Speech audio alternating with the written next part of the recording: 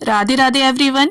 आज की इस वीडियो में मैं आप सभी को अहोई अष्टमी व्रत की पूजा के लिए जो भी सामग्री लगेगी वो सभी सामग्री दिखाऊंगी।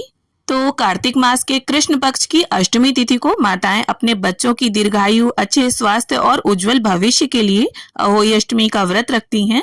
और जिस तरह से हम करवा चौथ का व्रत पति की लंबी उम्र के लिए करते हैं और चंद्रमा को अर्घ दे के व्रत खोलते हैं, ठीक उसी तरह से अहोई अष्टमी का व्रत हम बच्चों की लंबी उम्र के लिए करते हैं और तारों को अर्घ दे के इस व्रत को खोला जाता है। तो चलिए अब हम पूजा की सभी सामग्री देख लेते हैं।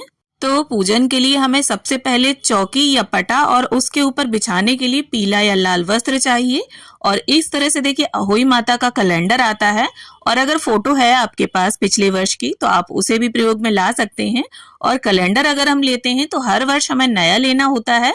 और इसमें देखिए अष्टकोष्ठक की जो पुतलियां होती हैं उनका पूजन मेन रूप से किया जाता है। पहले के समय में दीवार पर इन्हें बनाया जाता था। और इसके साथ ही इस पूजन में 2 घड़ तैयार किए जाते हैं। तो मिट्टी के हमें 2 घड़े चाहिए, आप अपने हिसाब से बड़े या छोटे ले सकते हैं। और अगर आप चाहें तो एक मिट्टी का और दूसरा पीतल, तांबा या स्टील का कलश भी ले सकते हैं। और बहुत सी जगह पर एक घड़ा कोरा लिया जाता है और एक जो करवा होता है करवा चौथ का उसे ऊपर रख लिया जाता है। तो जैसा भी आपके यहाँ होता हो आप वैसा कर ले। इस तरह से 2 घड़ तैयार किए जाते हैं ऊपर नीचे रखकर।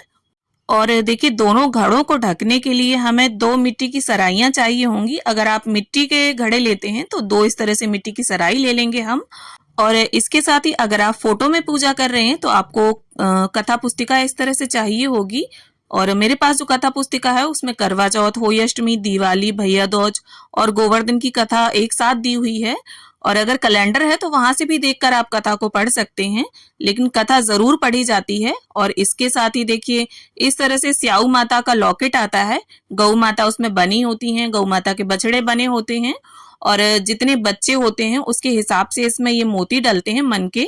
और एक बच्चे के 2 मन के होते हैं। और कोई कोई हर साल इन मोतियों को बढ़ाता है और कहीं कहीं पर ये मोती नहीं बढ़ाए जाते, शादी के समय बच्चों की बढ़ाए जाते हैं। और इसके साथ ही देखिए हमें कलावा चाहिए होगा, क्योंकि देखिए जो घड़े हमने लिए हैं इनके कंठ पर भी हम मोली बांधेंगे। और सभी को वस्त्र की भावना से अर्पित करने के लिए भी कलावा हमें चाहिए होगा। और इसके साथ ही सभी को तिलक करने के लिए हल्दी, रोली और अक्षत रख लेंगे हम थाली में। और अक्षत ध्यान रखिए आप टूटे नहीं होने चाहिए। और इसके साथ ही एक शुद्ध देसी घी का दीपक हम रख लेंगे, धूप बत्ती रख लेंगे। और साथ में हमें देखिए एक बड़ी सी कटोरी में अनाज चाहिए होगा। तो यहाँ पर गेहूं लिए हैं मैंने, आप बाजरा भी ले सकते हैं, जौ ले सकते हैं या फिर चावल भी ले सकते हैं। और इसके साथ ही माचिस भी रख लेंगे हम थाली में।